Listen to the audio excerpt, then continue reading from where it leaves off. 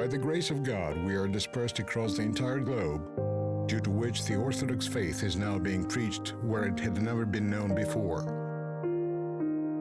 These words were spoken by Saint John, the Archbishop of Shanghai and San Francisco. A nobleman by birth, originally from Kharkov province, he was one of those who left his homeland during the Great Russian Dispersion of the 20th century, becoming a symbol of Orthodox believers' unification all over the world.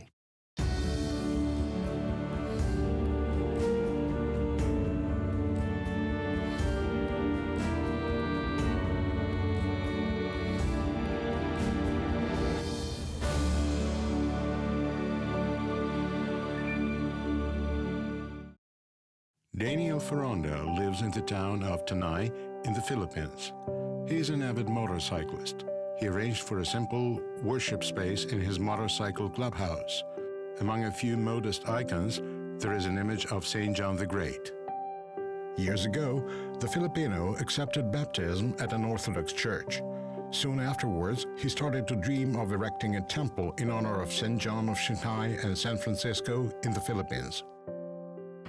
Over a decade ago, when I became an Orthodox Christian, I was deeply moved by my faith to create a church in honor of Saint John,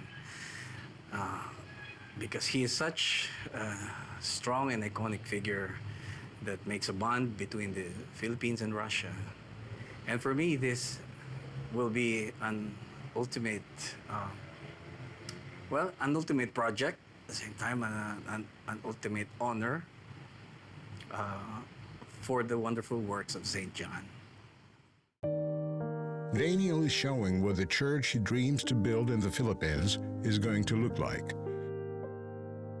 He's been cherishing this dream since his visit to the island of Tubabao, where Daniel heard the story of John of Shanghai, the saint who many decades ago saved Russian refugees. It was during that time when the Russians were looking for a place to stay. President Elpidio Quirino actually accepted them and even ordered the island to be their own. Build and develop this island, it will be yours. That's how generous the president was, and Filipinos in general. It was given to them. They can move freely around the island, do whatever they want, plant everything they want. It's literally like an extension of Russia. So for them, it was really a sanctuary.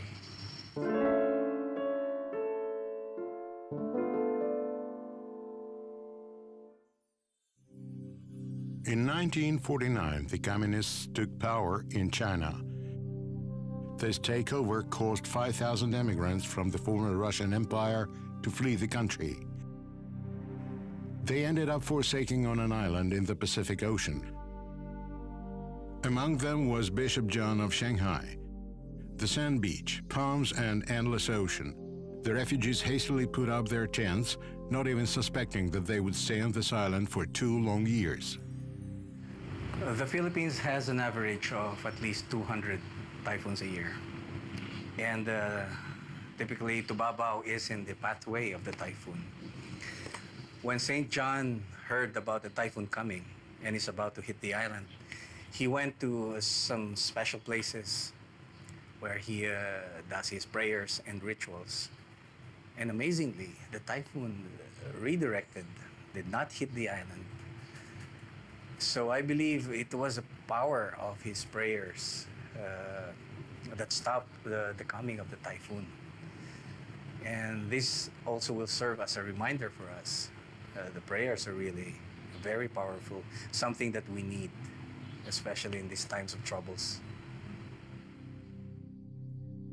The refugees found a few crumbling barracks which had survived since the time when a U.S. military base was located there, and converted them into churches.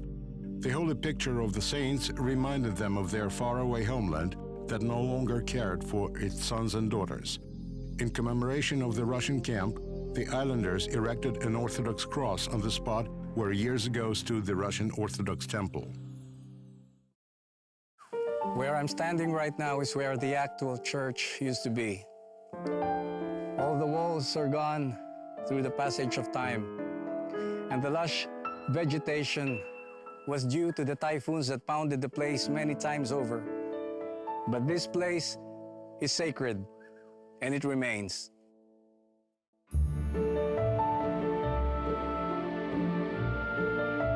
The raging ocean waters threatened to destroy the Russian settlement many times. But the expatriates firmly believed that the prayers of Vladika John would protect them against calamities. Each night, Vladika would walk the settlement, blessing the tents with a cross.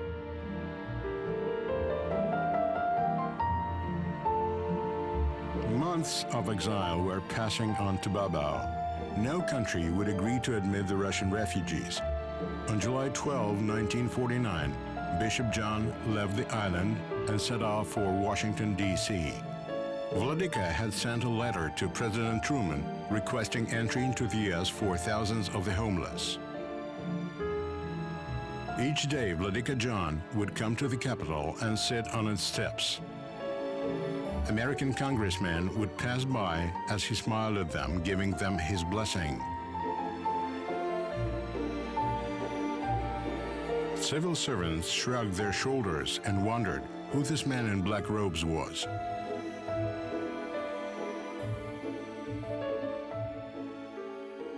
The task of creating a statue of John of Shanghai was complicated by a challenge of selecting the right image. He could have been wearing modest monk's garment or lavish robes worn at a service. Among others, we liked some pictures in which he was smiling in such a touching way, so alive, so disheveled. And it became clear to us that we should not adhere to the iconic sculpture depiction, and we should feel more at ease instead. That is why we created his facial expression as a living human.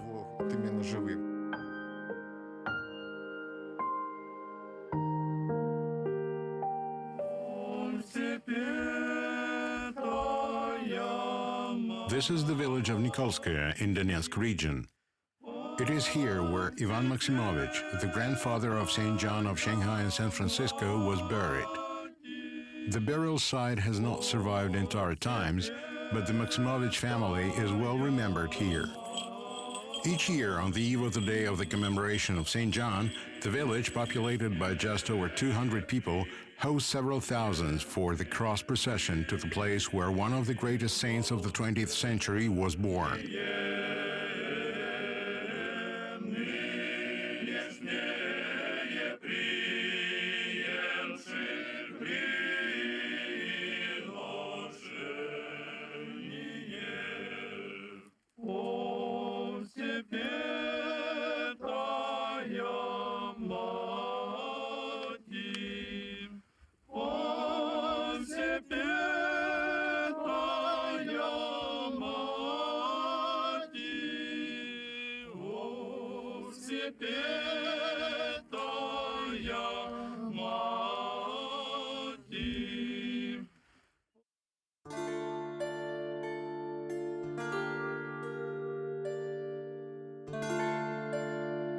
The would-be Saint John, whose secular name was Mikhail Maximovich, was born in 1896 in the village of Adamovka of Kharkov province in the Russian Empire, less than 15 miles away from Svyatogorsk Monastery. These days, the former Maximovich's estate houses a skeet named in honor of Saint John of Shanghai and San Francisco.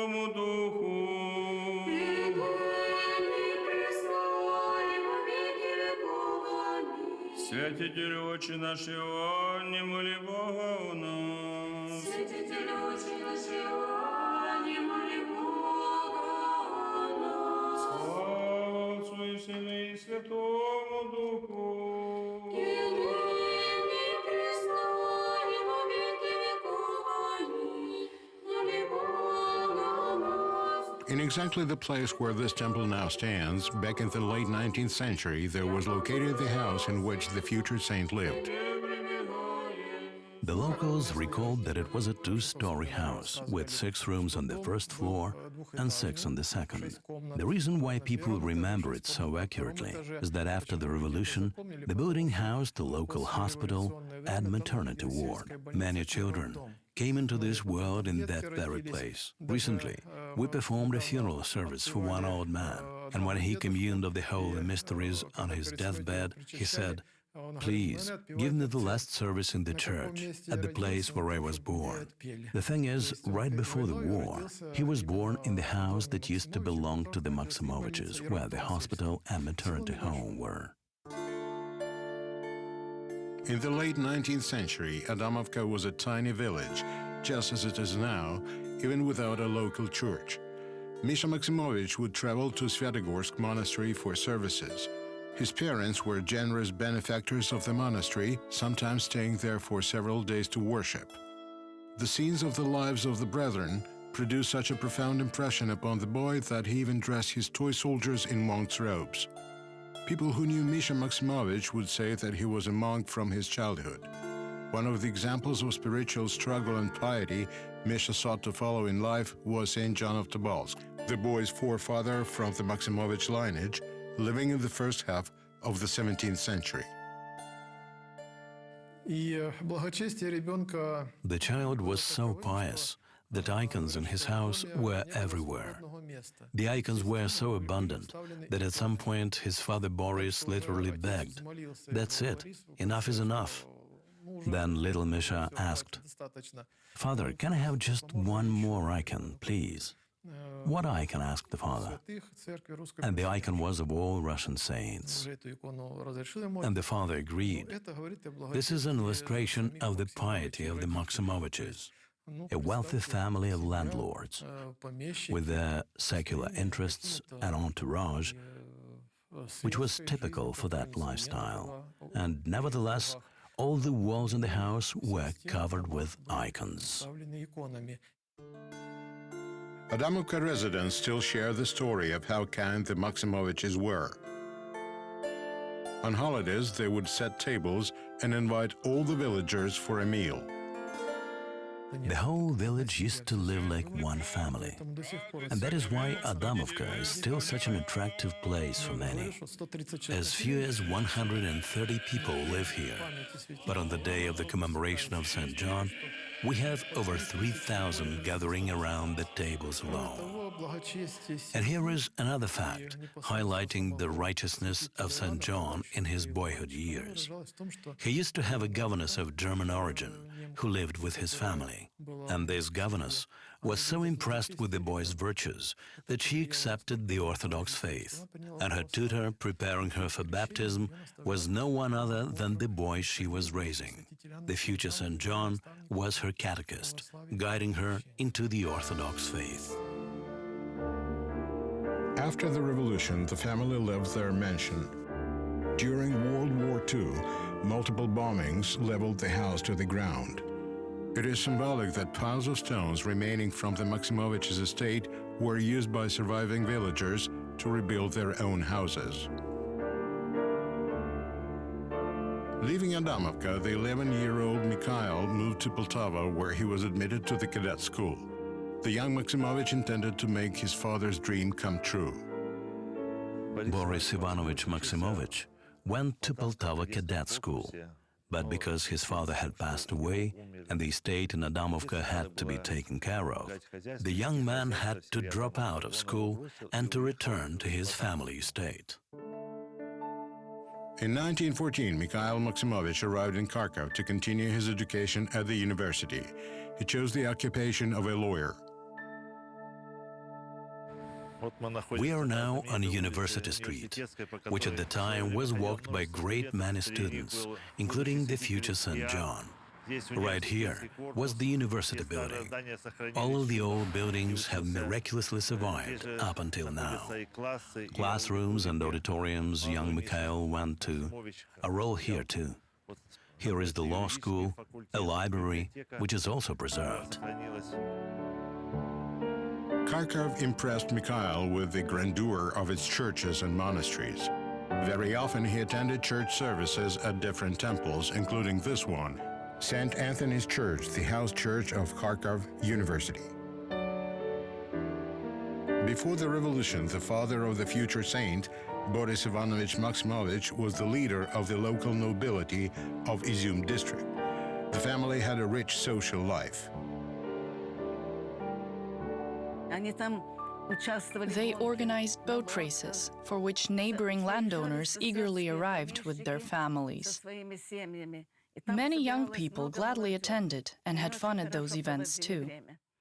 They also had swimming competitions, then went out for picnics. In the evenings, people gathered to listen to somebody play music.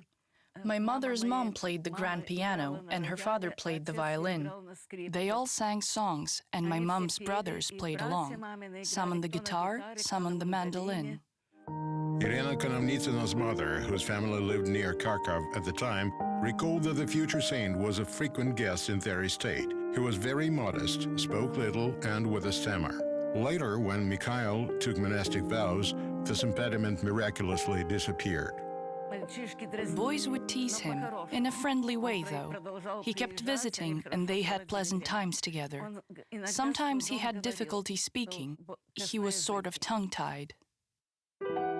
Upon graduation, the young attorney Maximovich went to work as a judge's clerk at the Kharkov district court. It was in Kharkov where a hallmark event that would determine his future life took place. He became acquainted with Archbishop Antony Khrapovitsky. Vladika Antony was attentive to this remarkable student, with zeal for going to the church and prayers. Someone who might not seem conspicuous at first sight, but who was so rich in spiritual treasure. After the revolution, during the Civil War, power in Kharkov changed hands many times. Many families, including the Maximoviches, had to leave their motherland for good. Vladika Antony Khrapovitsky was forced to emigrate as well.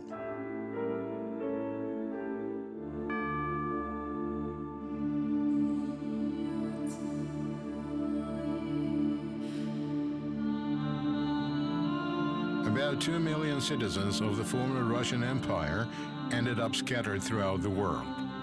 The Maximovich family found shelter in Belgrade, inhabited at the time by some 100,000 citizens, of which 1/3 were Russian immigrants. Metropolitan Antony was one of them. With his blessing, Mikhail became a student of theological studies at Saint Salva's University.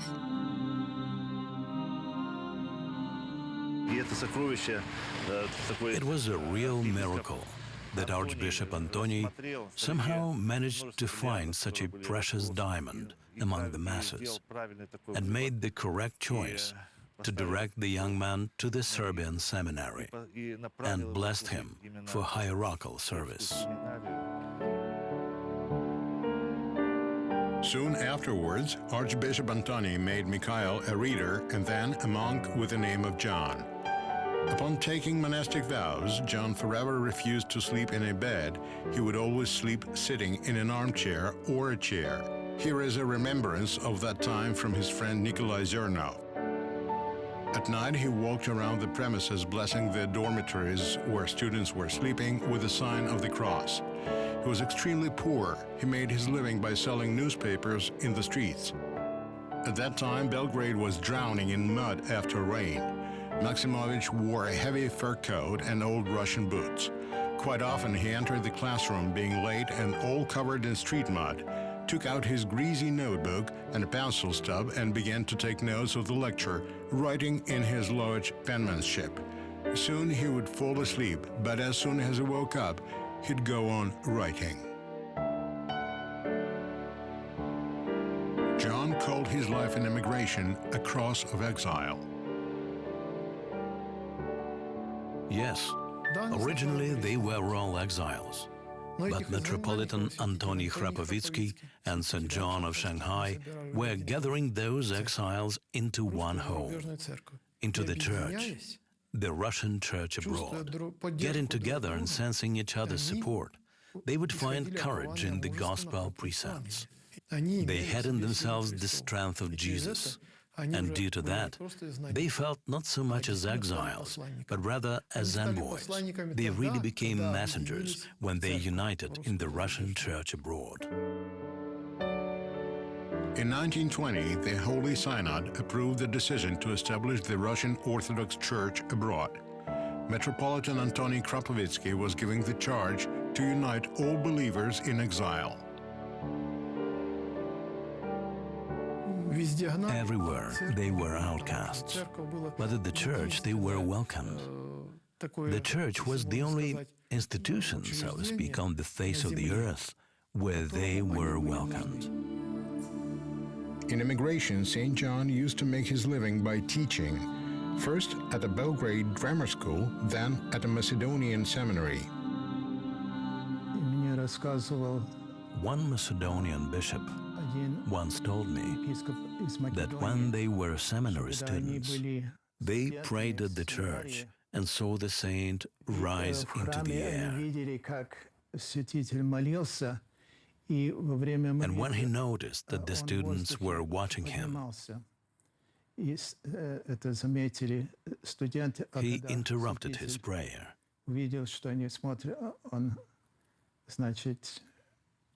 Obviously, he was trying to conceal his sanctity.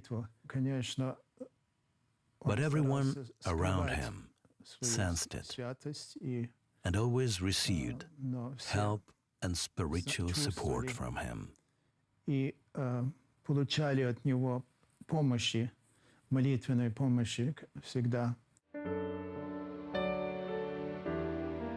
1934, Metropolitan Antony Krapovitsky ordained John Maximovich as a bishop and blessed his departure for Shanghai in order to support and unite Russian immigrants.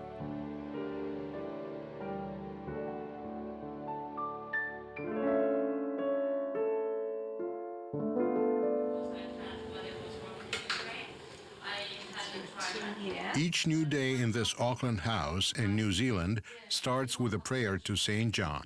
Here, a world away from his homeland, Saint John is considered as very dear and very close. Actually, he came into my life on my first day, right when I was born. I was born in Shanghai. My parents were refugees. My mother arrived in 1924. My father came later. Her parents, Sophia and Vladimir Rossi, were among the 50,000 Russian refugees seeking shelter in China after the defeat of the White Army in the Civil War. They were among those who ended up deprived of their homeland and of their future. On December 4, 1934, Bishop John arrived in Shanghai. He settled numerous conflicts in the immigrant community. He built new temples, including the Shanghai Metropolitan Cathedral, in honor of the icon of Virgin Mary, surety of sinners.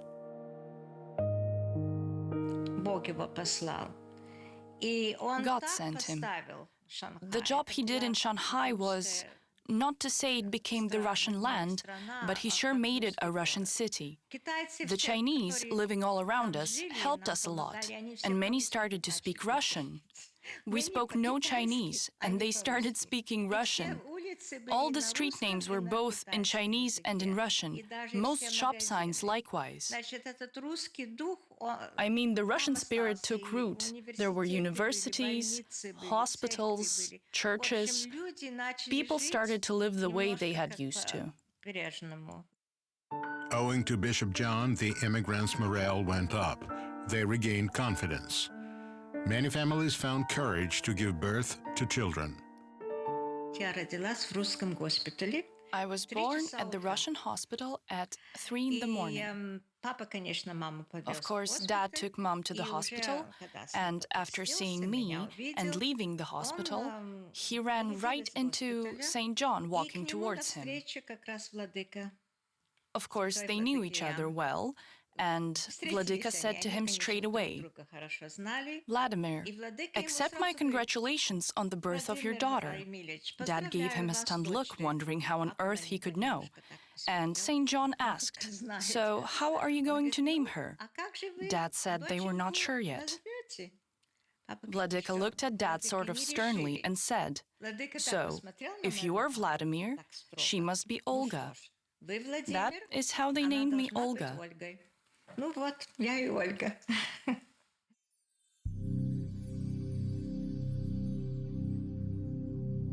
Legends about the unusual Orthodox bishop circulated Shanghai. People told each other stories about Saint John visiting terminally ill people, after which they totally recovered. It was known that the bishop was never invited specifically, but he always knew where exactly the ailing person needing his help. We lived in Shanghai on Paul Henry route, and next to us was an asylum.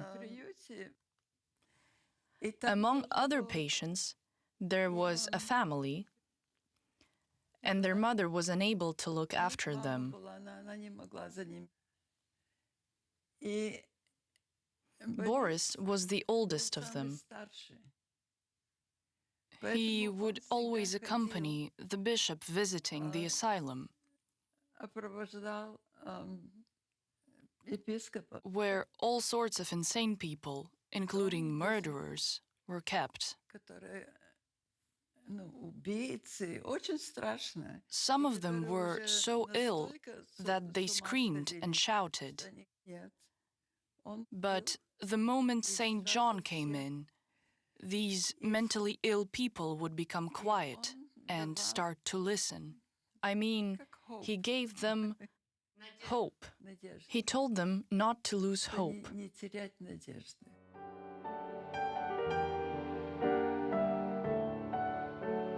Vladika John always took special care of children. Arriving in Shanghai, he was shocked at the number of homeless youth. The saint founded an orphanage named after Tikhon Zadonsky. He would walk around the city adopting boys and girls he came across. One day he saw a drunk Chinese throwing a child into a trash bin and bought the child for a bottle of vodka.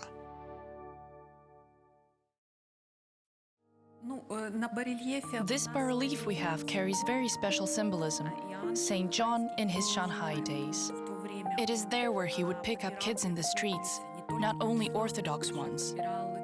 He would take all disadvantaged children, irrespective of their ethnicity, and bring them to this orphanage.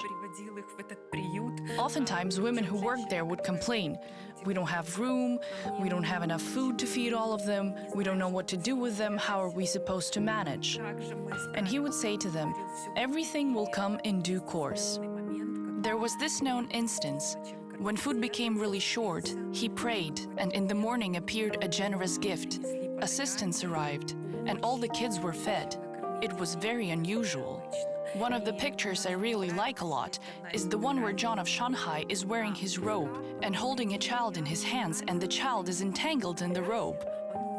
I mean, the kid is barely visible, but he gives the saint such a warm hug. He became a genuine father, a spiritual father to all these children. During the time the Tikhon Zadonsky orphanage existed, it saved the lives of over 3,500 children. This is a picture of Saint John sitting at a table and having tea. He is joined by patronesses, the ones Vladika chose, to help him raise funds for the orphanage. Olga Rossi's mother was among such patronesses of the orphanage.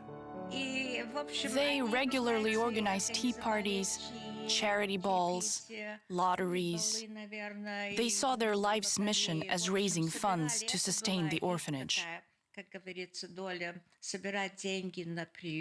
And my mother loved doing this job. She met with Vladika very frequently. He was a man of outstanding organizational skills, you know. He knew how to approach people, and he could also tell who is capable of what. It was his great gift. He made a very wise choice of those ladies, and they very passionately helped the orphanage. Inspired by St. John's example, many Chinese were converted to the Orthodox faith. He never divided people into friends and foes, and always asked for God's assistance for all in need of it. During World War II, Vladika's prayers for people were especially fervent.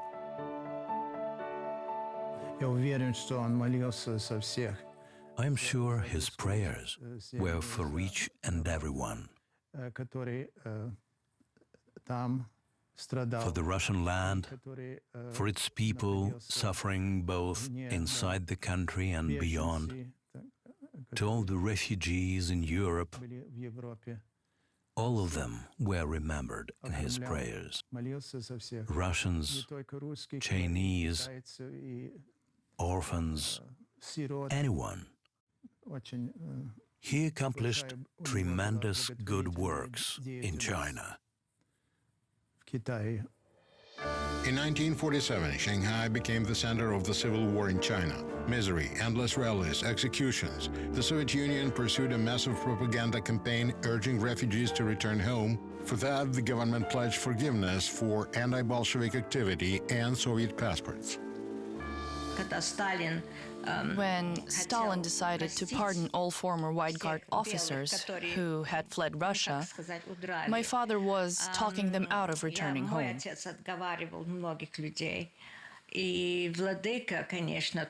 Vladika John, of course, was also very skeptical. Not that he advised them against accepting Soviet citizenship. He was just not for it. He was against it. Many went back to the Soviet Union. At that time, it was agreed that those returning home would send pictures to Shanghai. If the person in the picture was standing, it is understood that things are fine. If he or she was sitting, then things are bad. In many of the pictures reaching Shanghai, people were lying on the ground. Those who stayed in China, however, found themselves in an even worse situation. After Chinese communists took total power in 1949, Russian immigrants had to flee. But no country would agree to accept them. Olga Rossi and her mother and sister miraculously managed to escape to San Francisco. She says she has lived a good life, married an Englishman, gave birth to children, traveled the whole world. Today she lives in Auckland and thanks the Lord and Saint John, who once chose her name Olga.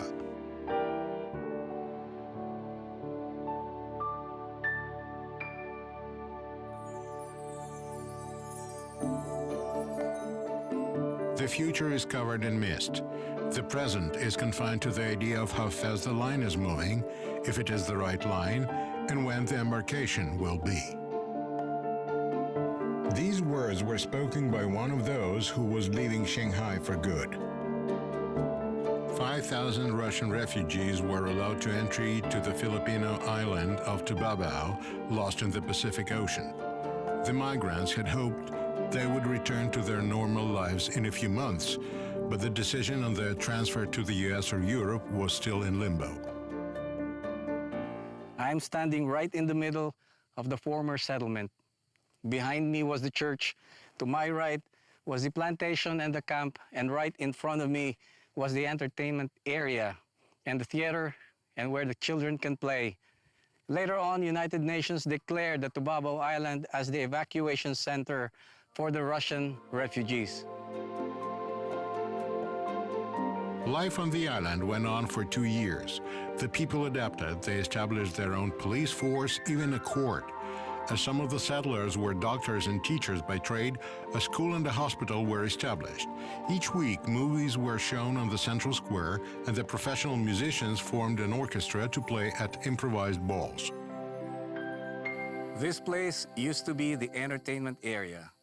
A theater was made by the Russian refugees where families and friends were assigned to do some songs and dances to entertain themselves.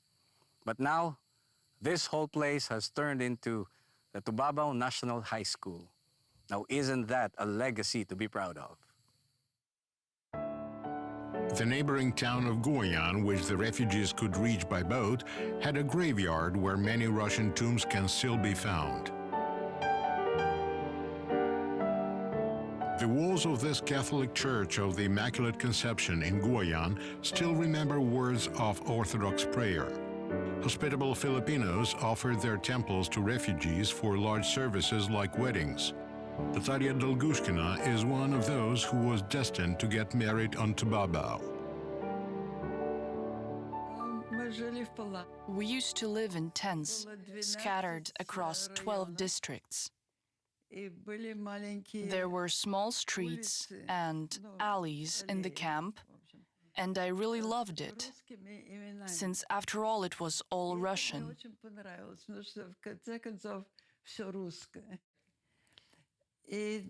Right there, I had my wedding with Igor Dolgushkin.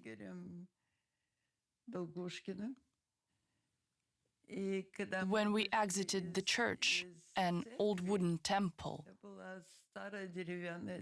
there waited Bishop John to give us his blessing.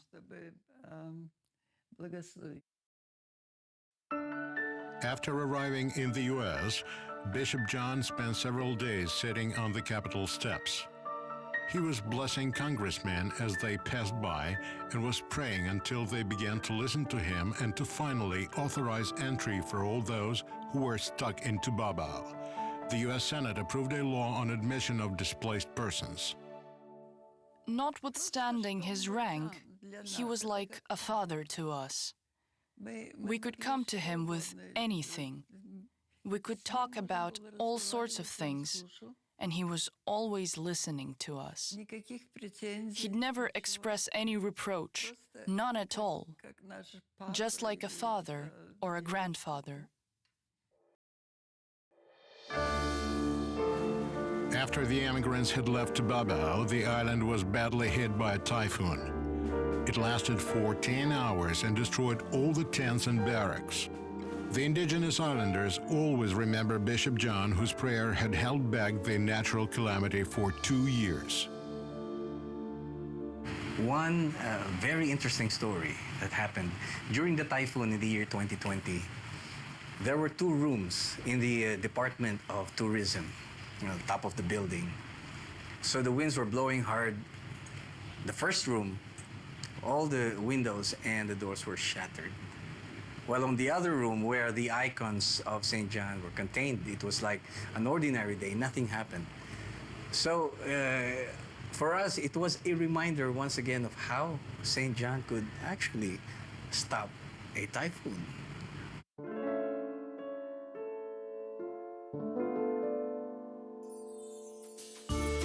After the successful settling of the refugee status, Vladika John left for post-war Europe for 10 years. His first destination was France, and straight from the airport, he arrived at the East Church of Christ's Resurrection in Meudon, near Paris. Wherever Saint John visited, he was greeted by flocks of believers filling the churches. He was an extraordinary man. First of all, he was excellently educated. Second of all, he was a real fool for Christ. I used to know a lady in Paris, Zinaida Yulen, who was his cell keeper. Once she came to know him, she left everything else behind and said, "Vladika, I commit my life to serving you." She had been an artist, a painter. St. John's ascetic life attracted to him more and more Parisians, who would call him St. John the Barefoot. He did indeed walk the streets of Paris barefoot. He only ate once a day, slept very little, and only in a sitting position. I used to work for Tatiana Alexandrovna Shalfus. She was a sister of mercy living in Nice and in Cannes. And she told me that Vladika John would come to her, his bare feet bleeding of wounds.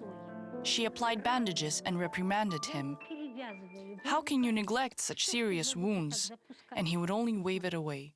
He was a genuinely extraordinary Vladika.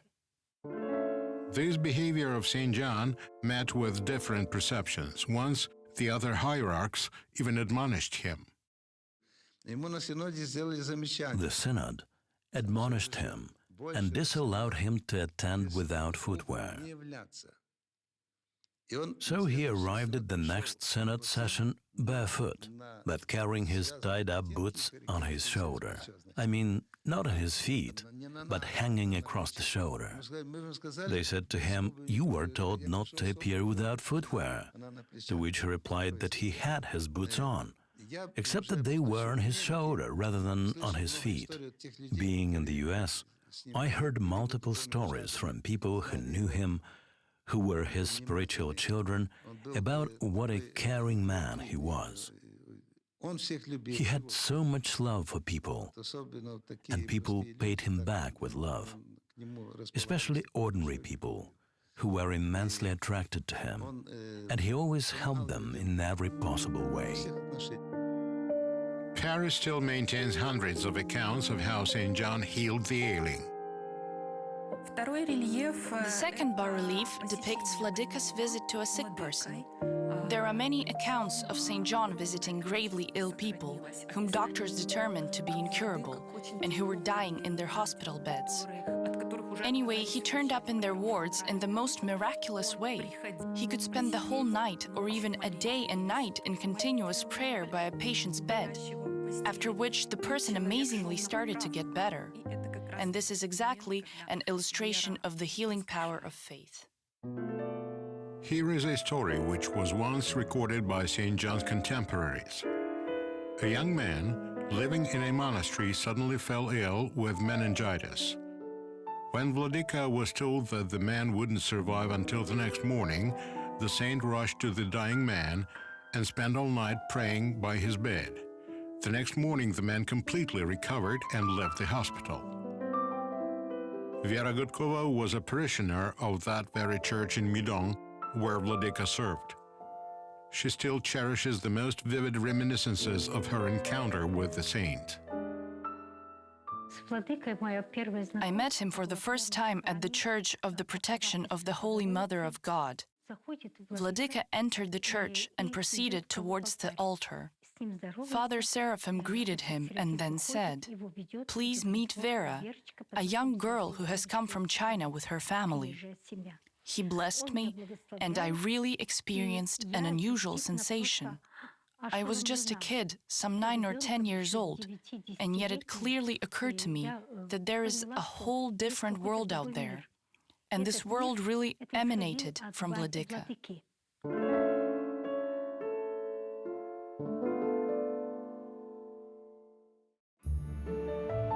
The United States became the last point in the life journey of Saint John of Shanghai. In the early 60s, Vladika returned to the people with whom he had shared the trials and tribulations of Shanghai and Babao. Wherever his life took him, Vladika's first priority was always the erecting of a temple. This time his mission was to complete the construction of the Church of the Icon of Joy of All Who Sorrow in San Francisco. This magnificent house of worship became the place where John of Shanghai and San Francisco found the eternal rest, and where the relics of the saint are now reposed. Already after his death, Vladika appeared in a dream to one of his orphans, already an adult, and said, "Tell everyone, although I have died, yet I live." These words pass from generation to generation. We address St. John as one alive, and he is known to all the ends of the earth. The requests we've been receiving in all formats, whether in letters or phone calls or lately even by email, all these communications prove that the assistance and support people seek, they get, and hope for his prayers at the throne of God. People from the whole world arrived to the Church of the Icon of Joy of All Who Sorrow to worship. Nikolai Lukyanov has been serving in this temple for all his life. He's charged with the obedience of sending out parcels with oil blessed at the relics of the saint. Last year, for instance, we sent out 1,502 parcels with oil to 70 countries across the world.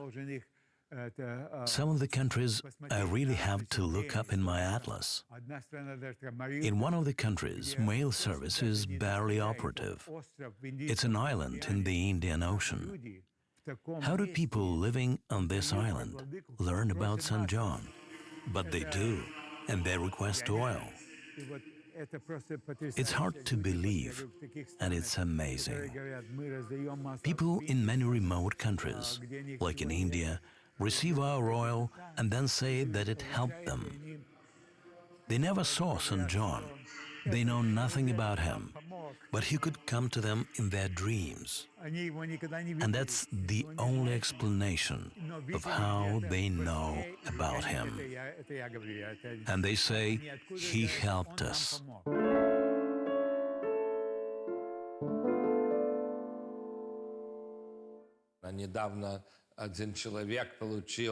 Recently, one man was given the results of his heart checkup, and the doctor shared his very somber outlook. He said that the man's heart was in a very bad condition, and it was steadily getting worse.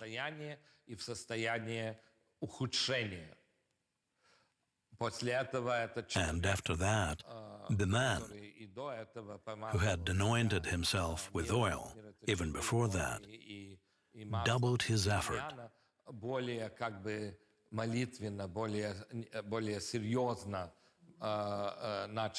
And the next time he came to see the doctor said, I can't explain it, but your heart condition has considerably improved.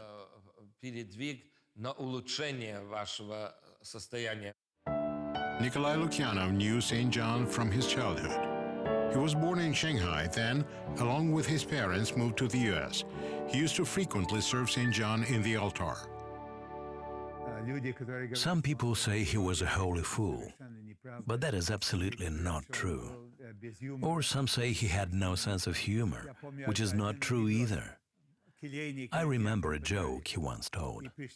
A monk and a deacon had a fight, and they come to an archbishop for arbitration. The archbishop asks, "With what purpose did he hit you?" And the guy answers, "He hit me not with a purpose, but with a candlestand." Vladika was very stern during the liturgy. He would pray so fervently that it took him some time to return to the world after the service. Even after everyone had left the church, he remained, kissing each and every icon as if he was saying goodbye to all the saints. Nikolai Lukyanov recalls that on Fridays, Vladika would give the children some money to buy soda and chips and allow them to go dance. However, on Saturdays, on the eve of the liturgy, the entertainment was strictly prohibited. Oftentimes, on Saturdays, after the anointing at Vigil, we would plan to go to see a movie at a nearby theater on 18th Street. Once everyone had gathered, was ready to go and waiting for me. And I come over to Vladika. He anointed me, then took me by a finger and kept on holding me. And that is the way we stood for some 30-45 minutes. The guys were waiting for me outside. The movie had already started. And when he knew that he had held me long enough to keep me from the movie, he let me go. There was dead silence in the altar. Vladika always required absolute silence in the altar, because it is a sacred place. Everyone, whether priests or altar servers, had to be totally mute unless they were participating in the service. It was a strict rule. The altar is the altar. In his childhood, Sergei Kalfo was an altar server for St. John during his visits to Seattle. He recalls how stern Vladika was during the service. He knew the rubrics very well, better than an expert. My dad was a reader, and if he would make a mistake while reading Psalms, Vladika would immediately detect it and would make a sound like, which meant, "Stop, think well, you are doing something wrong." That was very typical of him to go. And everybody knew that something went wrong. But if the second or the third didn't work, Vladika would leave the altar and show the right way to read. Vladika moved the Tikhon Zadonsky orphanage from Shanghai to San Francisco. He arranged for a building where the kids could live and study. His office was there too. Lydia Ionina is one of the former orphans of Saint John. When Vladika was staying with us, he did not have any personal belongings at all. But you won't believe it how people loved him. Every evening people gathered around him. I brought him some food. He would always eat before 12 o'clock because liturgy was on the following day.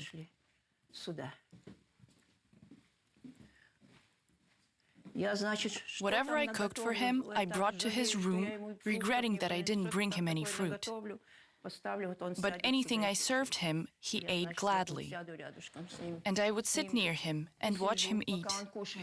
And people in the room were everywhere, sometimes so many that I had difficulty bringing food to his seat. I would tell them, "Look, you have eaten already. Well, for Vladika, it's the last meal since he won't eat after 12. And he really loved plain boiled water. Every time I served it, I'd say, 'Here is your boiled water, Vladika.'"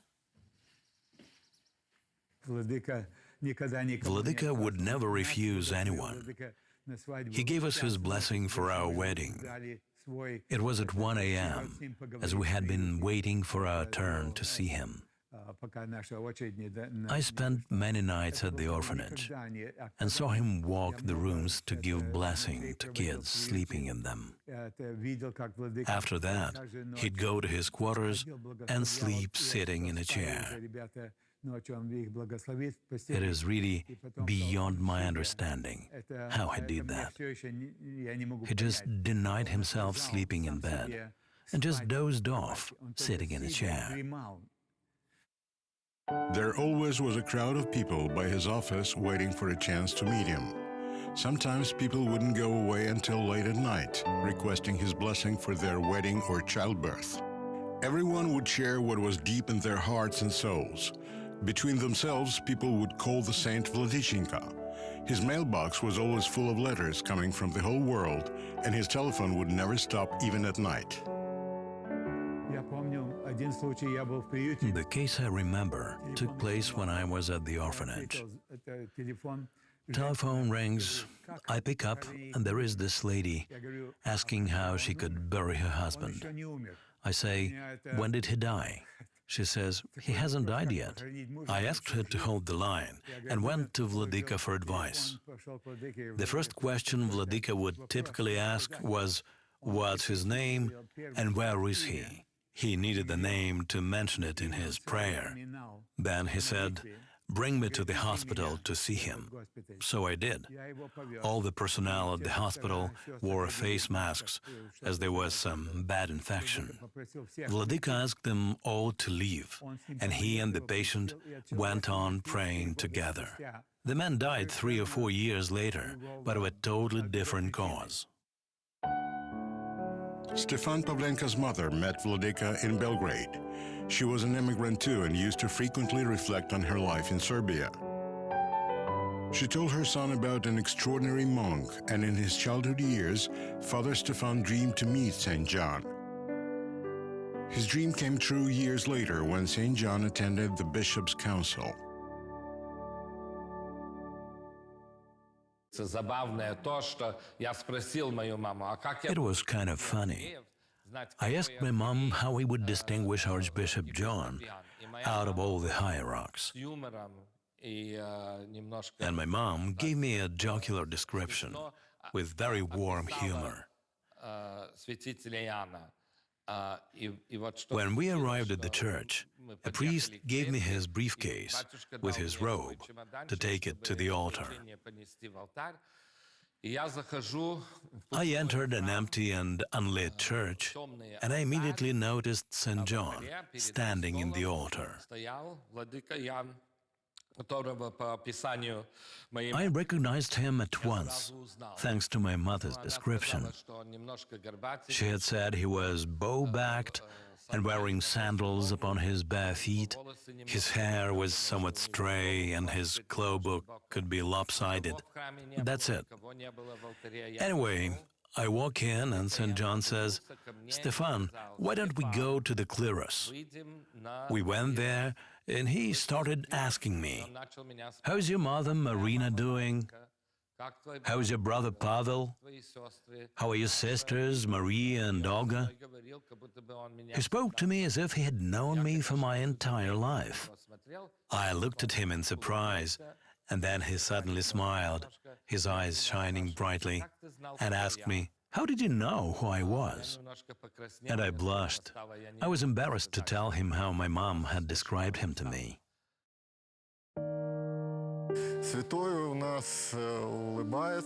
The saint is smiling here. It is curious.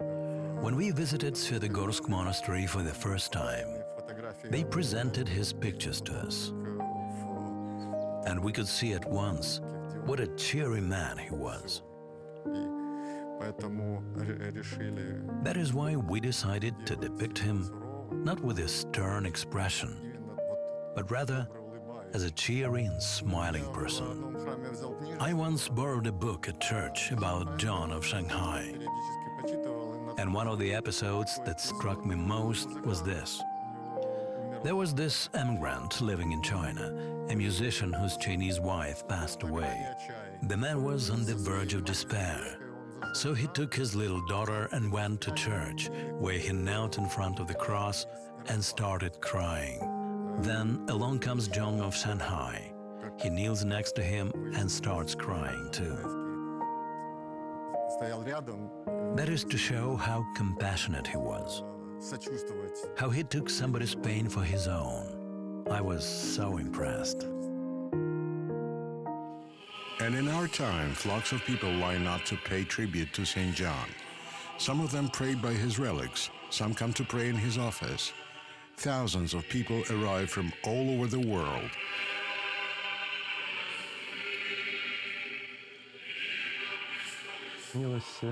St. John's robes, embroidered by his spiritual children, are carefully stored in this temple, along with his mitre, his panacea, and his staff.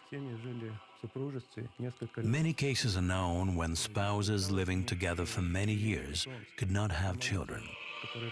But after worshipping in St. John's cell, after singing prayers and calling upon the name of the saint, the Lord granted them the happiness of having a child, who, if a boy, is almost always named John, in honor of the saint.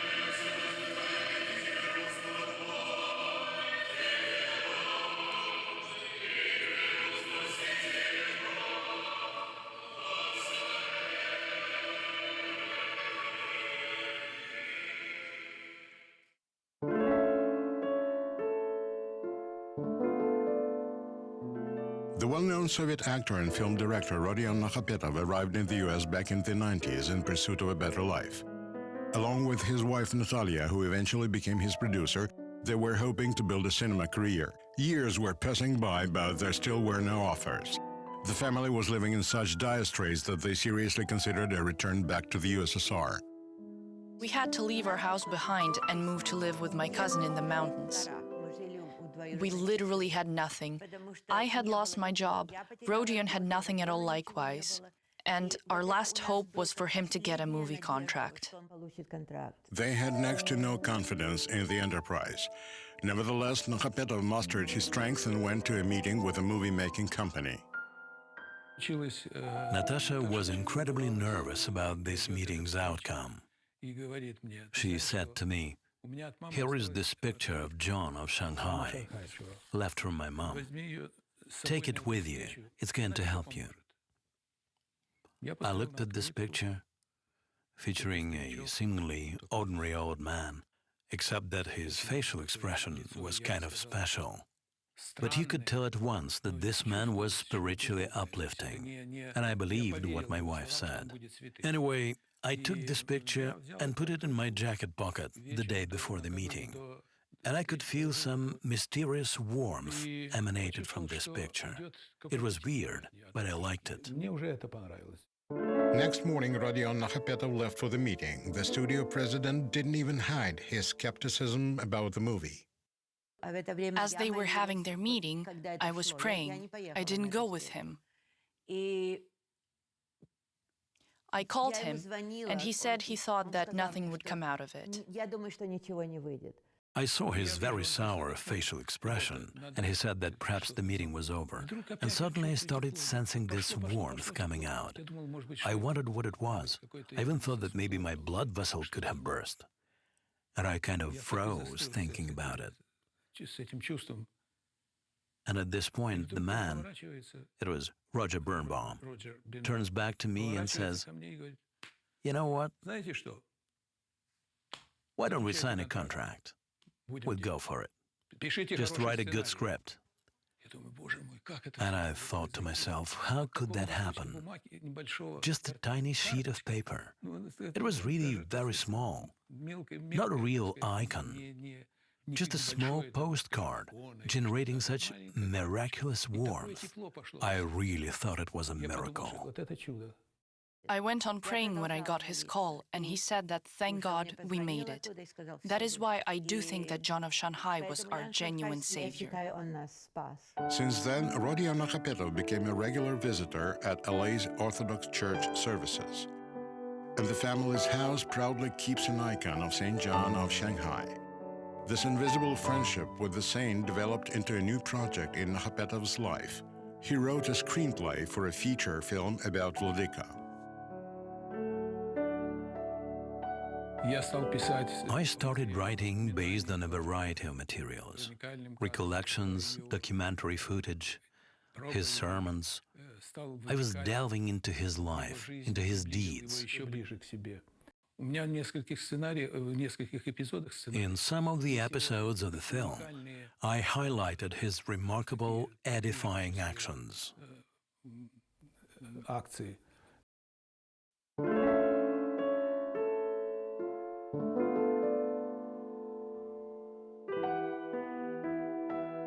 Like many saints, Vladika had a heavenly revelation of the date of his departure for eternity. In July 1966, he was set for a trip from San Francisco to Seattle. He was transporting the icon of the Mother of God of Kursk. On the preceding day, he bid his farewell to the children of the orphanage. That was the last time they saw their spiritual father. Vladika stepped out while Maria and I were standing by the porch. We waved goodbye, he was about to get into the car, and then he suddenly turned around, quickly returned, and started looking for an icon. He found it and put it on an icon stand. Then he put another icon next to it and left. We followed him, and he gave us a big smile and blessed us with the sign of the cross. We bowed to each other, and he left for Seattle. We returned to the church, and I asked Maria, "Why do you think Vladika put these two icons on the analloy?" And she said maybe he was tired. St. John put an icon of Jude. Normally, he would put an icon of the saint whose name was celebrated on that day. St. Jude's Day was in a few days after his departure for Seattle. Some children thought that maybe St. John's memory started to fail him, and he forgot what saint the church was celebrating. But the truth is that on July 2nd, 1966, right on St. Jude's Day, Vladika reposed in the Lord. To those who knew, St. John was sending a message that he would pass away into eternal life on the 2nd of July. It was his foreknowledge. St. John arrived in Seattle to serve liturgy in St. Nicholas Church, built by immigrants in 1937. After the service, he spent another 3 hours praying in the altar, then went into his office. All this time, Sergei Kalfov's father, Yuri, was waiting for Vladika in the church.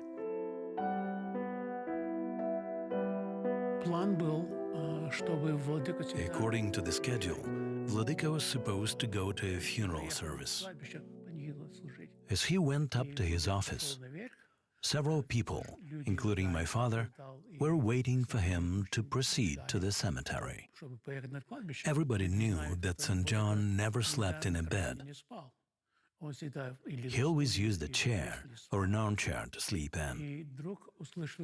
At some point, a loud sound was heard, and if somebody fell down, people rushed up into his office. My dad saw Vladika lying on the floor. He lifted him, put him in a chair. St. John blessed him and gave up his soul. So that was the chair he died in, that very chair. After St. John's death, miracles started to occur to children of the orphanage.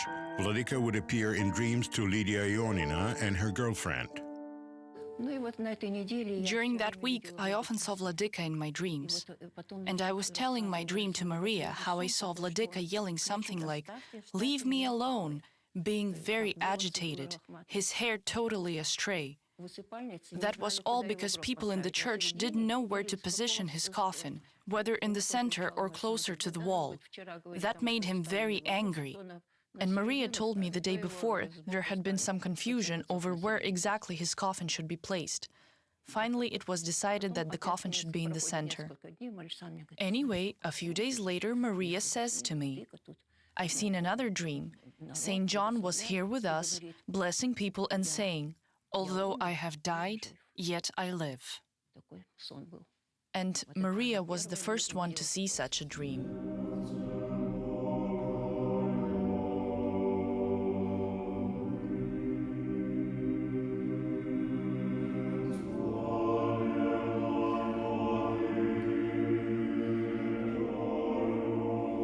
St. John's body was transported to San Francisco. For 4 days, the people who he had led through all the trials and tribulations of emigrant life bid their farewell to him. Children from the orphanage were reading the Psalter and the Gospel.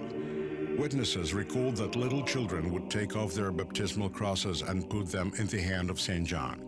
Young mothers brought their children to the coffin and touched them to Vladika's body, asking for his blessing.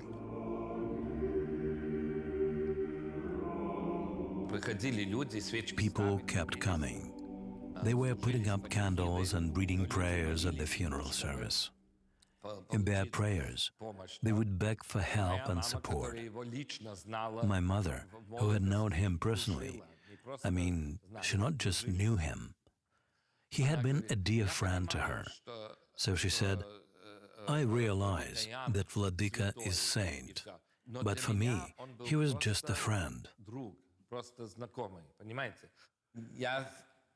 I have to admit that the first time I saw St. John at an altar, it did not immediately occur to me that I was standing by a holy man. He was just a hierarch I saw for the first time in my life. He was buried in a chapel in the San Francisco Cathedral, built by Nikolai Lukianov long before St. John's death. Originally, it was intended to be an ancillary building, but one day Vladika came over to Nikolai Lukianov and said, "Make sure it's built well. One day this place will be mine." Then in 1966, everyone understood that Vladika will be a saint and his body will be incorrupt. The coffin was locked with a key to reopen it in due time. This key has always been kept by the Lukianovs.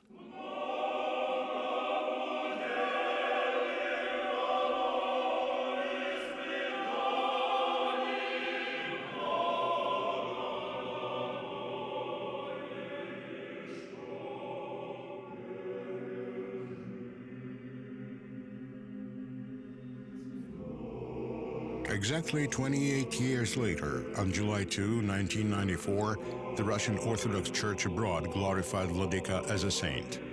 Priests reading prayers approached his coffin to prepare his relics.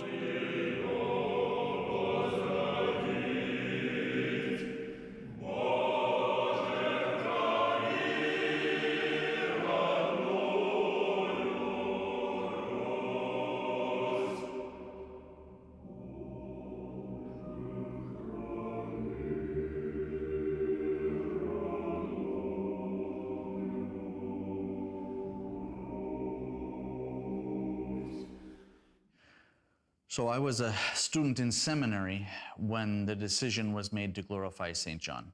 At that time, we had in our imagination, the opening of the relics of a saint. Everyone is vested in their vestments and they wash their hands. And then here comes higher monk Peter, and he takes the chain out from his cross, and he opens the grave, and it's lifted, and you see there the incorrupt relics of the saint. That was the plan. But when they got there, and the key went into the lock would not turn. Because San Francisco is very wet. It rains all the time there. So everything was rusted. So they try take some small hammer and bang on the lock and try it again. Eventually they had sledgehammers and all kinds of tools that they had to use to break it. They just had to break it. They had to break this. There's a metal cover over the grave itself. And they couldn't open it, so they had to break it. Saint John liked to joke outside of the divine services.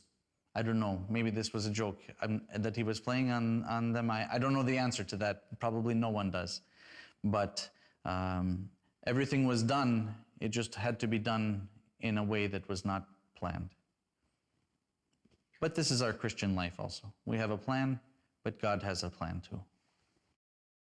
On the day when John of Shanghai in San Francisco was canonized, the gathering inside the church was so huge that Rodion Nahabedov and his wife could not even enter the temple.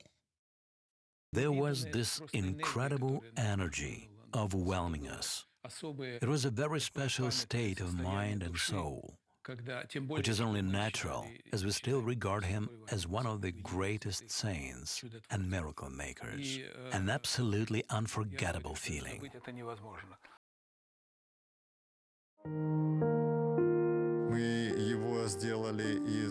We made it of bronze, and we do hope it will survive for many years. Greeting all those visiting this place. The monument will be erected in Adamovka. There is a pretty vast area in front of it, and the monument will face the central entrance. By this token, the saint will grant his blessing and greetings to everyone coming into the skit in Adamovka.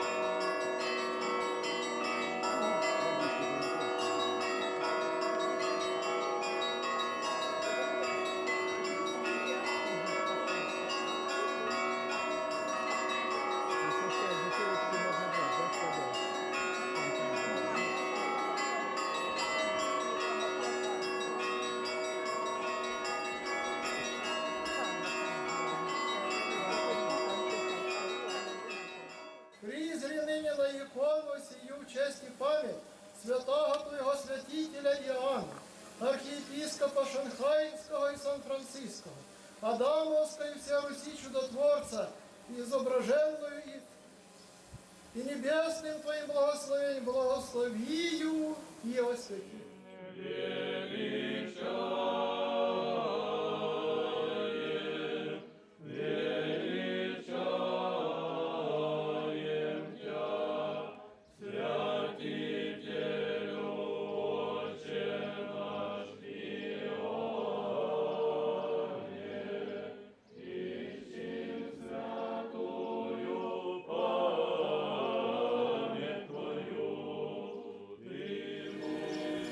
Господи Боже наш, человека по образу и по подобию своему создави, прислушанием же первозданного, растленному бывшу, во человечением Христа Твоего, еже зрак раба приим образом обретися, яко человек сей обновив до первое достояние.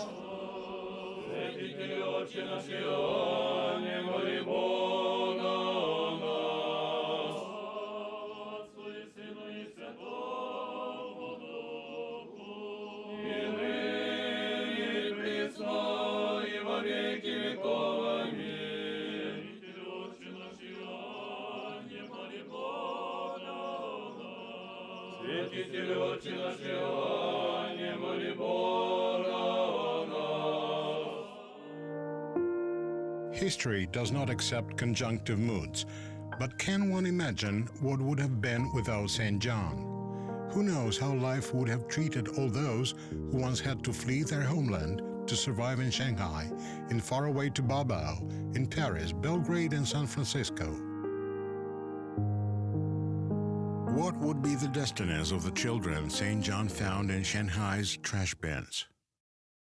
Многие племена вошли в состав русского народа. И в тяжкие времена татарского ига чем спасались русские люди? Только верой в Бога. И именно тогда, в те тяжкие времена, наибольше строилось храмов. Именно в тяжких временах русские люди всегда особенно призвали Бога и духовно воскрешала тогда Русь. He sincerely loved his flock and always sought to help his spiritual children at all times and in any of life's circumstances. He stood for the people before the face of God. After begging God for protection and support, he went on seeking such protection and support from people in power, whoever might lend such helping hand. But he would always solicit God's assistance in the first place. When the Russian Orthodox Church abroad was formed, it was like a family being formed, a common house. And God instilled unity in this house and reinforced its inhabitants' hearts with courage. People living in it look at the world with different eyes, with a different spirit. They are not grieving. They understand that God needs and loves them, that they are not alone. Like boats scattered in the endless ocean after a heavy storm. Exiles. What did these people wandering in every land feel? Why did God expose them to all these sufferings? Saint John found answers to these questions. We are scattered throughout the world to preach the holy gospel, he said. Owing to the thousands of refugees, prayer started to be heard on all the continents. And this constant prayer remains until now. Whether in Paris or in Belgrade, Shanghai, the Philippines, Auckland, or San Francisco. Vladika finally returned to the little village of Adamovka. Locals fondly remember the little boy Misha Maximovich, who became one of the greatest saints of the 20th century. St. John is very dear to us. As a native son, we in Adamovka always remember St. John, Archbishop and miracle worker of Shanghai and San Francisco, of Adamovka and of all Russia. That is how we normally refer to him, because he grew up right in this land. It is indeed symbolic that the chair in which St. John died in Seattle is now kept here in Adamovka. When Sergei Kalfov found out that Adamovka citizens were building a skate in honor of the saint, he donated this chair to the monastery. It was our decision that the chair belongs to Adamovka, not to us, not at home, not to the cathedral. We thought it was the will of God, and here it is, in Adamovka now. I think it is only right. It is a very good place for the chair to stay, and God's will has been fulfilled. As it is where he died, where he gave up his spirit. It makes this chair really sacred, an important part of history. First, Sergei and Lyudmila brought this chair to the church in Seattle. They mentioned there were so many people willing to touch it that they decided not to send it anywhere. Why should they, indeed, if people came to honor the saint? The late parents of Sergei and Lyudmila came to them in a dream and told them to send the chair to where it belongs, without any doubt. The next morning, they went to the post office and mailed it here, to Adamovka. And then they themselves arrived here to visit. I'm sure that if, when he was alive, he could come to this place where he spent his childhood, where his native home was, to this village, to this monastery, he would rejoice immensely.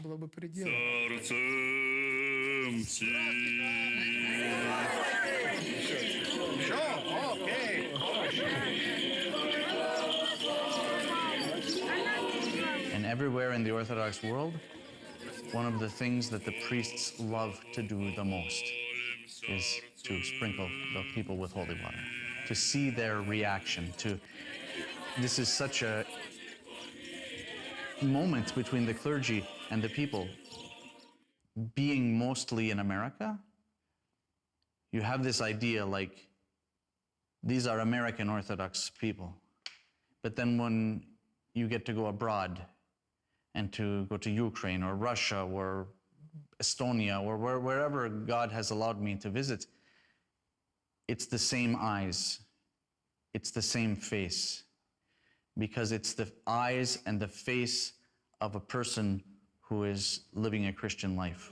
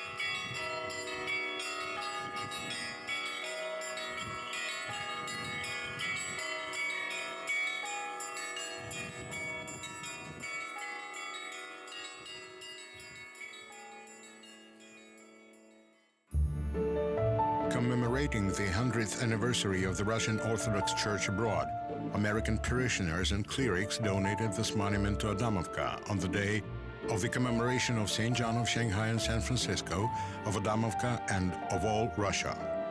Vladika's symbolic homecoming is accomplished.